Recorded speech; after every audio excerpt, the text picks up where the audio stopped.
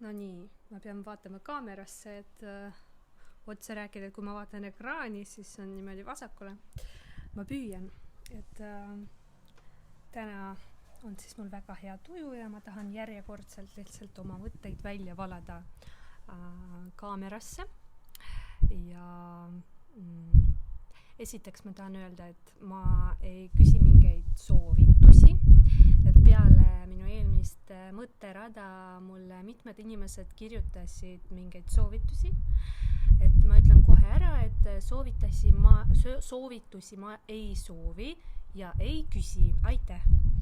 Et kui ma otse küsin kellegilt soovitust, siis palun mulle anda neid, aga kui ma ei küsi, siis ei ole vaja, aitäh. Niisiis, täna ma tulin teetseremoonialt ja mul on väga hea tuju, tahaksin natuke lobiseda, vestelda, oma mõtteid nagu välja valada, mis mu elus toimub. Ja toimuvad igasugused põnevad asjad. Et ma just lõpetasin teekooli ja ma ei tee endale teed kodus, sellepärast et ma tahtsin enne tehnoloogiat selgeks saada ja siis ma ostsin omale head nõud, kallid nõud, 285 €, eriline keraamika ja nüüd mul on vaja veefiltrit. Vaatasin erinevaid veefiltreid, et enne mul on E-Spring, kus on süsinikfilter ja UV-filter ja see süsinikfilter on kvaliteetsem kui Aquaphoril, aga nüüd tee jaoks on mul vaja minimaalselt mineraale sisaldavat vett ja kahjuks E-Spring ei võimalda seda, et ta ei võta ära nagu mineraale sealt veest, et ma pean soetama omale uut süsteemi selleks, et mineraale oleks minimaalselt ja vaatasin täna erinevaid süsteeme ja leidsin ChatGPT-ga ühte sobivat Aquaphor süsteemi. Siis leidsin ühte portatiivset süsteemi ka, et ma saan seda reisidesse kaasa võtta reisidele. See on 3 kilogrammi.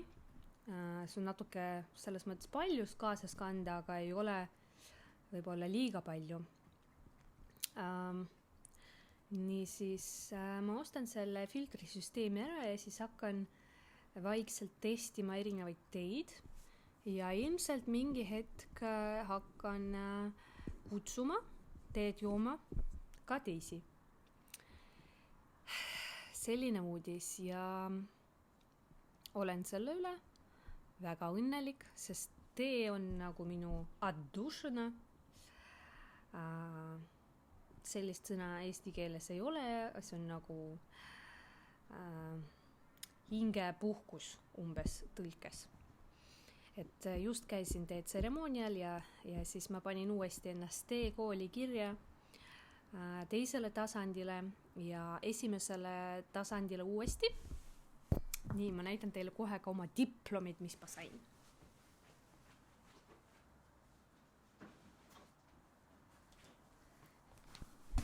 Olen väga uhke selle üle. Mulle meeldivad diplomid. Vot niisugune ilus diplom mul on. Certificate of Honor. Anastasia Kaldusova has attended and completed a course 1 level Tea Arts and Tea Culture. Teekunst ja teekultuur and successfully passed the final examination. 29. märts 2026. Ja siin on veel sellised põnevad hieroglüüfid, mis tähendavad. Loen vene keeles. Чай подобен жизни. Если в начале горько, то потом обязательно будет sladka. Et tee sarnaneb elule. Kui alguses see on mõru, siis hiljem see saab kindlasti magusaks. Et see tõepoolest sarnaneb minu eluga. Natuke jagan, mis me oleme siin õppinud. Vot, et korjatakse neid pungasid, esimene, teine teeleht enamasti, ühelt puult saab erinevaid teid. See on tee hieroglüüf, kus on nii, siin on, see on puu, siin on inimene ja siin on kust põõsas. Ja see on väga-väga põnev, et siin on ainult Hiina teed. Hiina teed on kõige kvaliteetsemad teed maailmas. Hiina tee kultuur algas 5800 aastat tagasi enne kõiki muid teid. Ja mis siin veel on? Te saate siis väikse ülevaate teest. Tee jaguneb fermentatsiooni kaupa, et on väiksem fermentatsioon ja kõrgem fermentatsioon. Ja fermentatsioon tähendab siis hapnemine või happelisuse suurenemine sõnast окисление, слово кислород. See tuleb sõnast nagu hapnik, ma ei tea, eesti keeles vist nagu see ei kõla, aga see nagu on seotud hapniku tasemega ja happelisusega. On sisemine fermentatsioon, välimine fermentatsioon. Nii.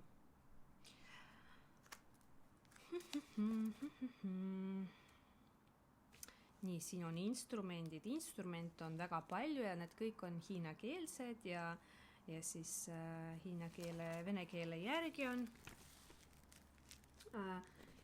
hiina keele järgi on pinyin tõlkes ladina tähtedega, vene keeles on jällegi sellised instrumendid ja ma ostsin omale instrumente ka.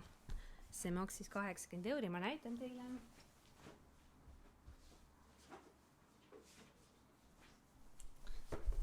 Sellises ilusas Hiina kotis. Nii, siuke karbikene. Ja siin on vot sellised instrumendid, väga igaühel on oma nimi ja funktsioon. Vot. Täpsemaks ma nende peal praegu minema ei hakka. Ja mis me veel õppisime? Nii, regioonid. See on siis Hiina ja erinevad teed on pärinevad eri originaalregioonidest. Et väga palju võltsinguid on, et originaalteid saab enamasti ainult Hiinas teatud inimeste käes, et see käib käest kätte. Et väga palju isegi Hiinas ei saa originaalteed, et nad nagu segavad kokku mingit pahna, mis ei ole originaal. Et minu teeõpetaja on üle 20 aasta tegelenud teega ja ta käib seal originaalkohtades mitu korda aastas ja ostab seda teed. Vot, nii, ja meil on 6 teeliiki. Roheline, valge, kollane, ulun,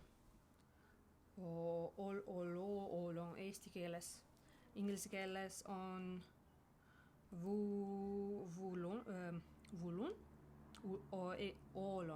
olong. Ja vene keeles on ulun. Punane, must. Vot, nii. Ja siis me õppisime igat seda teeliiki eraldi, proovisime valmistada ja õppisime tehnoloogilist protsessi. Igal teeliigil on oma tehnoloogiline protsess. Nii.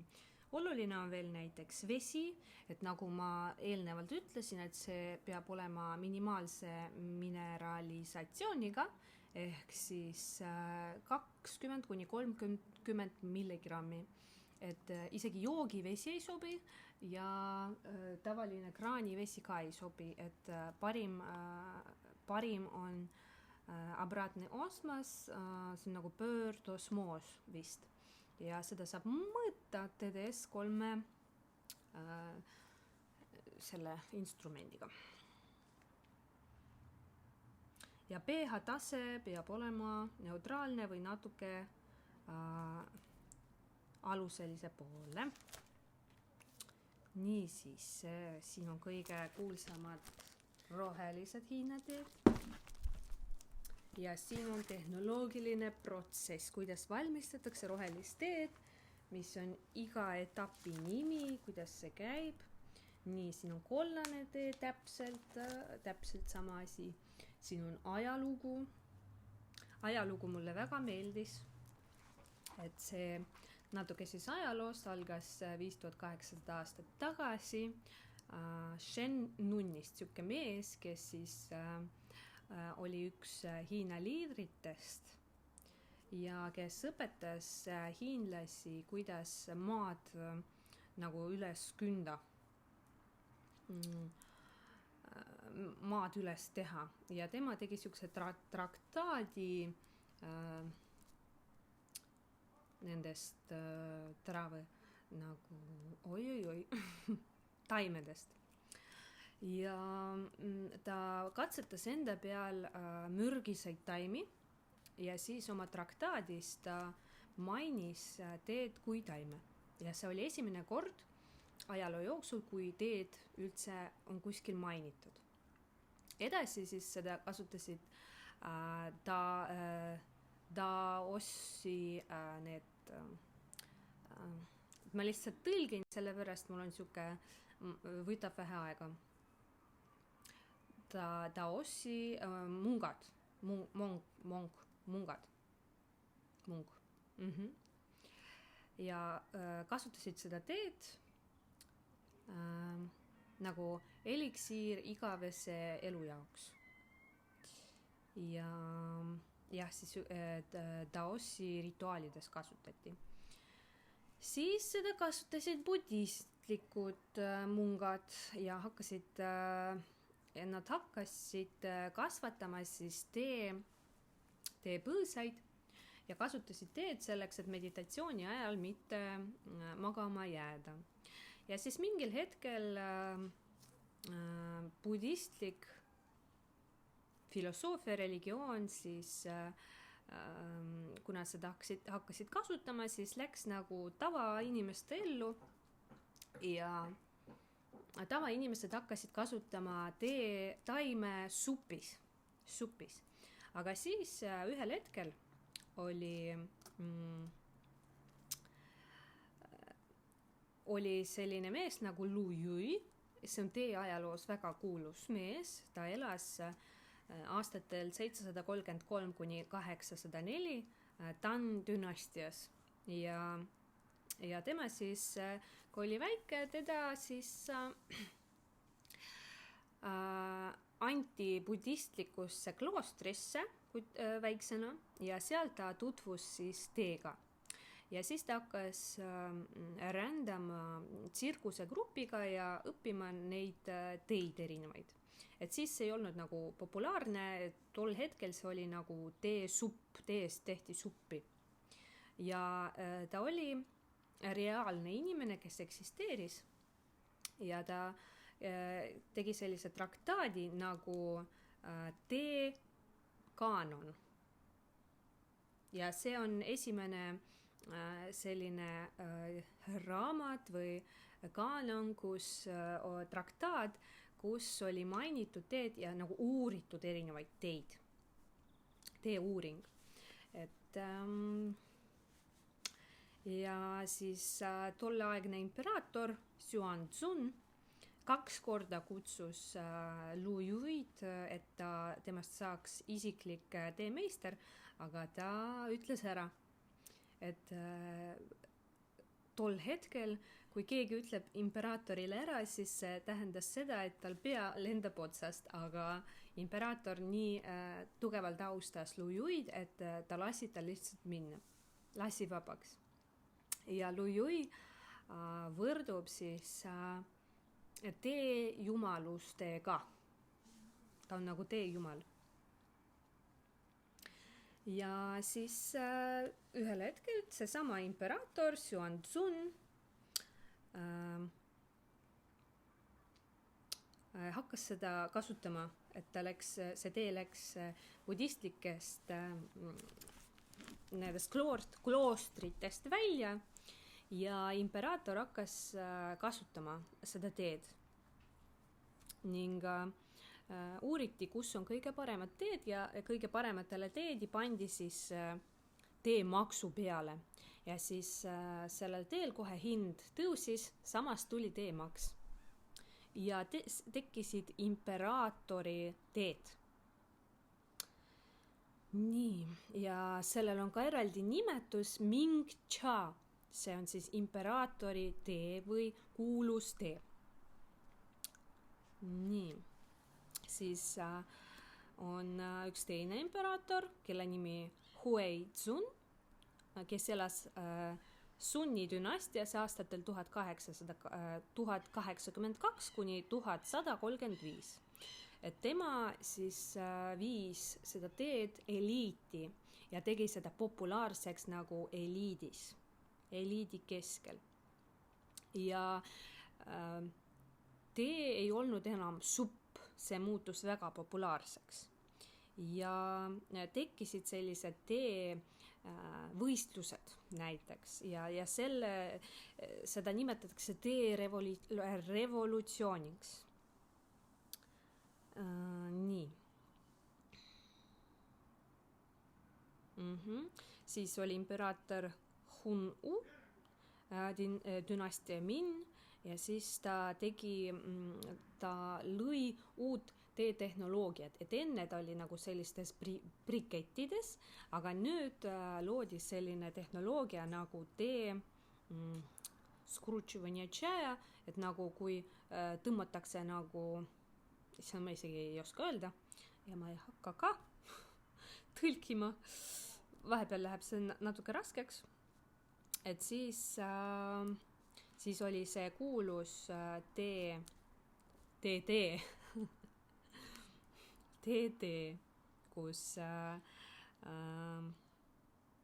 kus teed vahetati siis hobuste vastu ja siis nad olid brikettides. Ja kui loodi seda uut tehnoloogiat, siis see ei olnud enam brikettides, vaid seda sai nagu, mul ei ole kuskil tõlkida ka, kuna ma filmin.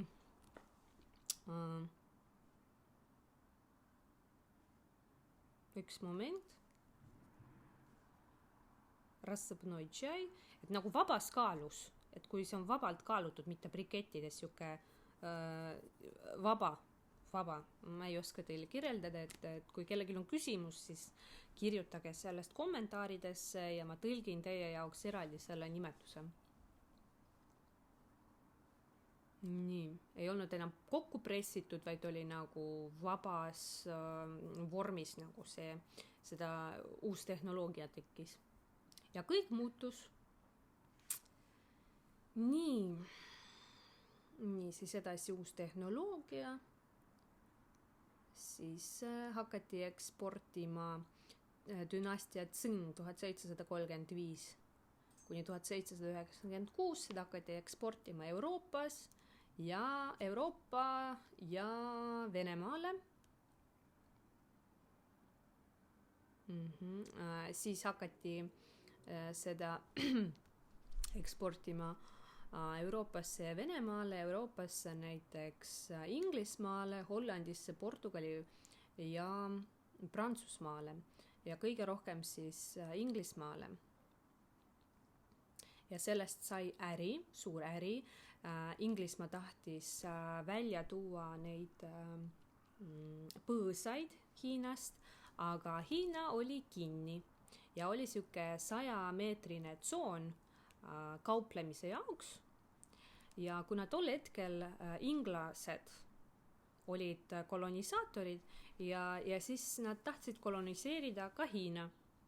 Aga Venemaa näiteks ei olnud kolonisaatorid ja nad ei ohustanud Hiinat ja sellepärast Venemaal juba tol hetkel olid omad istanduses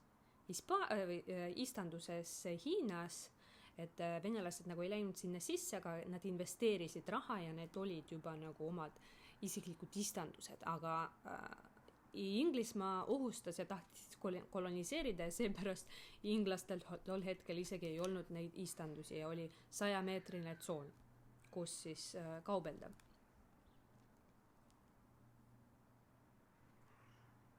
Nii, ja siis aastatel 1600 kuni 1864 oli Ost-Inskaja kampaania, Ost-Hindu kampaania, et ma ei tea täpselt, kuidas eesti keeles on. Ost-Hindu kampaania. Et siis, mis see tähendab? Need inglased ei tahtnud maksta hõbedaga tee eest ja selle jaoks nad leiutasid oopiumi. Ja kontrabanda kaudu nad hakkasid müüma Hiinasse Indiast toodud oopiumi. Ja siis nad teenisid sellega hõbedat, millega nad maksid tee eest. Ja selle tulemuseks oli Hiinas massinarkomaania. Nii, ja aastal 1773 oli Bostoni teejoomine Ameerikas, mis oli üks ühesõnaga, seda ma jätan vahele, aga see on üks sündmus, mis aitas USA-l Ameerikalt saada iseseisvaks. Nii, edasi olid oopiumisõjad. 2 sõda, 1839 kuni 42 ja 1856 kuni 64. Ja sel hetkel Hiina püüab oopiumi keelustada, aga Inglismaa siis kasutab oma sõjajõudu ja Hiina kaotab ja Euroopa siis kehtestab oma seadus, Nankinski dogovor, mingisugune kokkulepe aastal 1843, kus siis avatakse 5 seda vahetuskohta ühe vahetuskoha asemel ja Hongkong läks Britanniale, Inglismaale ja Shanghai avanes siis välismaalastele. Ja siis edasi aastatel 1848 kuni 1851 Inglismaa botaanik ja spioon Robert Fortune siis saladuskatte all läheb Hiina ja viib välja need põõsad. See oli keelatud. Ja põõsad ja tehnoloogiad ta viib välja ja siis Britannia, Inglismaa viib seda tehnoloogiat Indiasse, kolooniasse. Ja siis nad kohe hakkavad seda Indias tegema ja 56 aasta pärast India tee täielikult viib seda Hiina teed nagu turult välja. Ja hakkas siis industriaalne India tee valmistamine või loomine. Ja inglased siis hakkasid seda teed müüma kogu Euroopas. Nagu te teate, kõik see Lipton ja muu jura. Vot, niimoodi siis tekkisid teed. See on tee ajalugu ja Hiina oli esimene, kes Hiinast hakkasid need pihta. Ja Hiina teed on tänaseni kõige kvaliteetsemad, sest Hiinani ei jõudnud see ледяной период, ледниковый период. Nagu jääajal need jääd ei jõudnud Hiinani välja ja seal on tänu sellele säilinud kõik need maad, mis on väga-väga mineraalidest rikastatud. Ja need on kõige rikkamad mineraalimaad ja seal on ka näiteks sellised põõsad, mis on 100, 200, 300 aastat pluss vanad ja siiamaani nendelt korjatakse teed.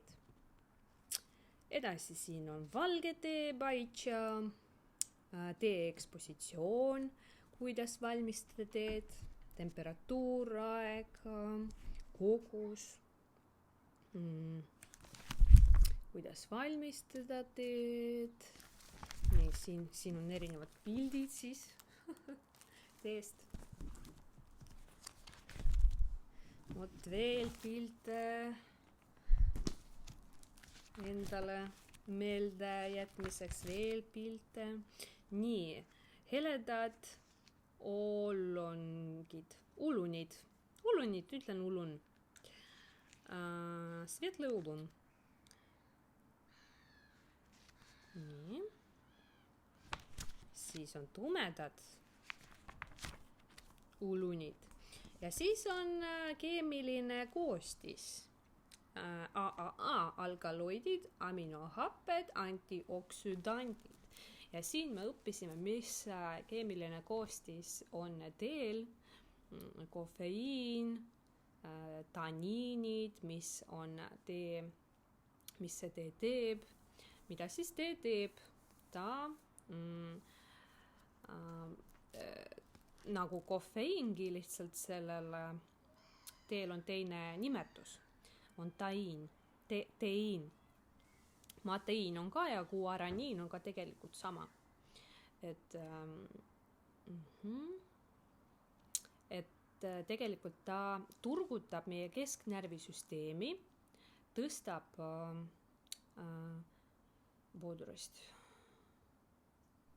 sellist ärkveloleku tunnet, parandab kontsentratsiooni, võtab väsimust maha, parandab seda lühiajalist mälu ja reaktsioonikiirust. Ja seda muidugi ainult kvaliteetsed teed, kus sisalduvad kõik need ained ja mineraalid, mitte need, mis on saadaval poest või internetist või AliExpressist ja seda nagu põhimõtteliselt isegi Eesti teepoed ei müü sellist kvaliteeti teed, kus minu õpetaja käib seal kohapeal ja tal on tutvused juba 20 aastat. Ja mis veel teeb tee? Mõjutab südame-veresoonkonna süsteemi. Võib natukene tõsta arteriaalsed rõhku. Aga teiini ehk siis kofeiini juurde tekib vähem sõltuvust kui kohviga. Siis ta 3–11% kiirendab ainevahetust, stimuleerib rasvade lagunemist, lipolüüs, ja seda kasutatakse ka erinevates sporditoodetes. Siis ta tõstab füüsilist vastupidavust, parandab lihaste töövõimet.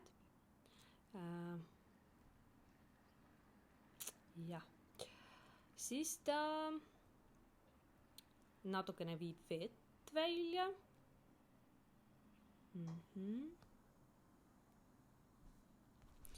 Siis on selline aine nagu teobromiin, teofiliin.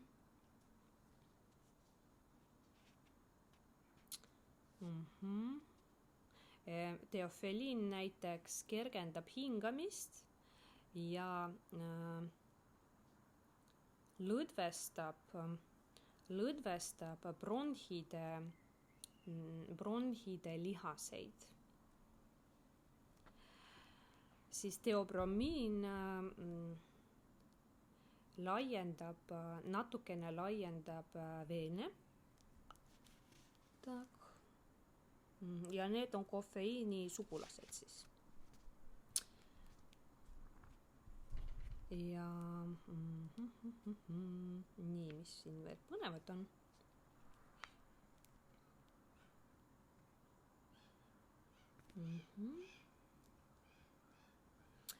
Odavas tees kofeiin tuleb siis teeokstest et kasutatakse teeoksi, aga kvaliteetses tees oksi ei kasutata, vaid kasutatakse pung ja 1-2 lehte maksimum.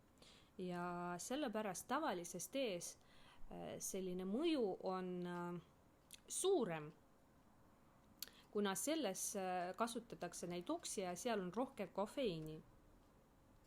Seepärast see turgutab paremini. Tegelikult teelehes kofeiini on rohkem kui kohvioas. Ja vahe on selles, et kui valmistatakse teed, siis sellest lehest väljub ainult 10% kofeiini. Aga kui valmistatakse kohvi, siis sellest, kui seda nagu purustatakse, siis 100% kofeiini jääb alles ja me põhimõtteliselt tarbime 100% kofeiini ja sellepärast see on kohv rohkem nagu turgutab. Siis on selline asi nagu taniinid, mis annavad selle tjerpkast. Ei tea seda sõna. Ei saa nii, siin on aminohapped, L-teaniin, glutamiinihappe, veel happe, arginiin. No ma neid kõiki ei ole meelde jätnud, aga ma kavatsen seda teha. Antioksidandid, katehiinid ja flamiinid ja rubikiinid, flavonoidid, taniinid, C-vitamiin, L-teaniin. Ma loodan ka seda kõike meelde jätta. Mingi hetk. Nii, siis asukohad. Nii, siis me uurisime erinevaid nõusid. Tee tšainiki.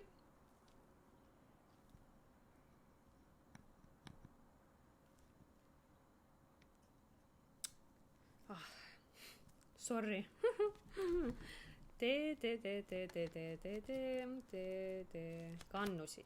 Teekannusid. Ja kõige paremad on isiinist, kõige paremast savist. Kõige parem savi maailmas just nimelt teekannude jaoks asub Hiinas isiinis just sellepärast, et jää ajal jää ei jõudnud sinna ja kõik need maad säilisid sellisena.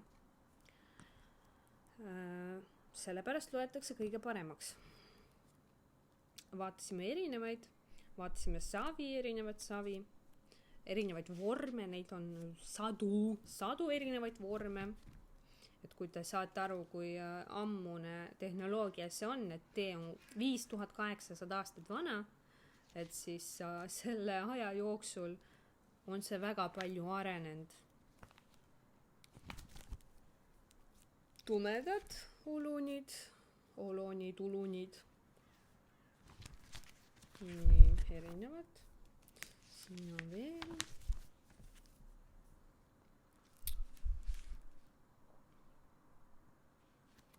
Nii. Radikaalid vabad, okei. Kunagi. Nii, millal ei tohi teed kasutada näiteks, kui sa ei ole söönud varem, enne und, kohe peale, siin on erinevad aneemia juures, kui on gastriit või kõrge happelisus, kui on tahikardia või kõrge vererõhk, kui sa oled rase, et teatud teed ei tohi.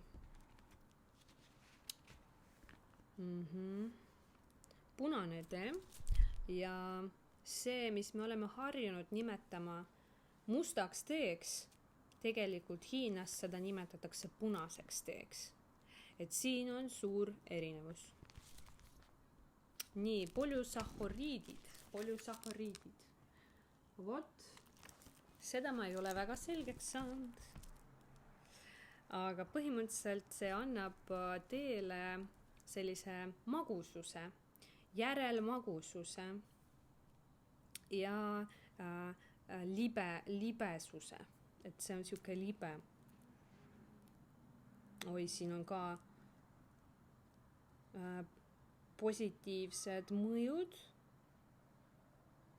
diabeedi kontroll, vähendavad glükoosi taset veres,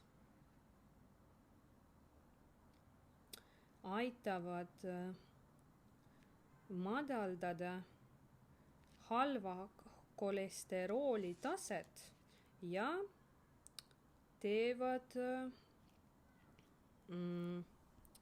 sassude veresooni tugevamaks. Siis antioksüdandi mõju kaitseb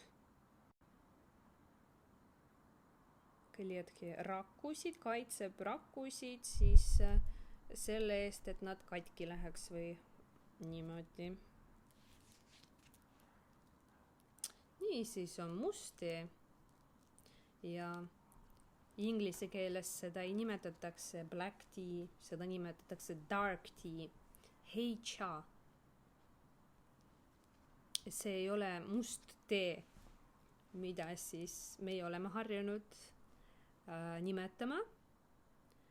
Ja on olemas must tee, tume tee ja puerrid. Puerre on ka erinevad, on shu ja shen puerrid. Tehnoloogiline protsess. On klassikalised tumedad teed ja puerrid, shen ja shu, kus nad tekkisid. Kuidas neid valmistada. Väga palju infot. Nii, siin on eri võrdlused.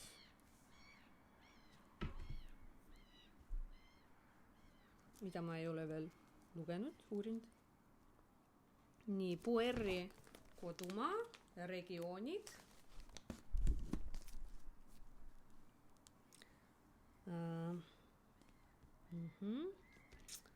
Mäed.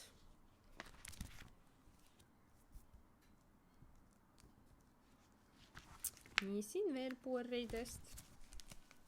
Ja siin on minu eksaminatsioonileht, kus ma pidin iga tee hieroglüüfe ära tundma. Tähendab, iga liigi hieroglüüfe ära tundma. Ma õppisin pähe ainult punase tee hieroglüüfi siin.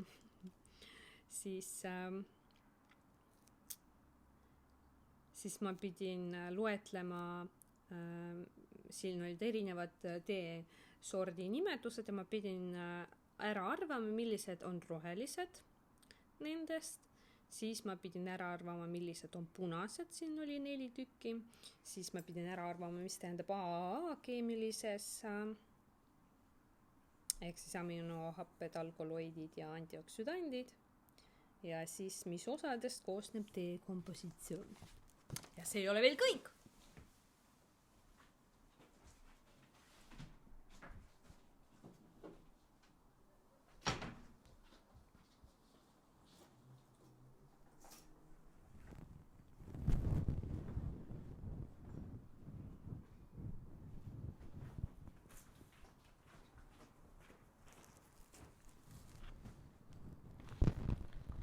Minu kass tahab teile midagi öelda vist. Kalja, хочешь что-то сказать? Nii. Järgmine mapp. Вкус ароматика в 6 видах чая. Maitse, aromaatika 6 tee liigis. Vot. Ja siin on erinevad siis need maitsed ja lõhnad, millega siis, mis on erinevates teedes. Ja nagu näete, neid on väga palju, aga mina põhimõtteliselt ei suuda nagu ära tunnetada neid veel pooltki, võib-olla isegi mitte 10% nendest ma ei tunne ära. Neid on reaalselt palju. Aga see on minu õpetaja töö kogum 20+ aastat. Sellised põnevad jutud teest. Et kes jõudis siiani, see jõudis, kes ei jõudnud, see ei jõudnud. Tahtsin teiega lihtsalt lobiseda, aga tuli välja, et ma rääkisin teile 40 minutit teest. Vot. Tuleb siis tee video. Aitäh!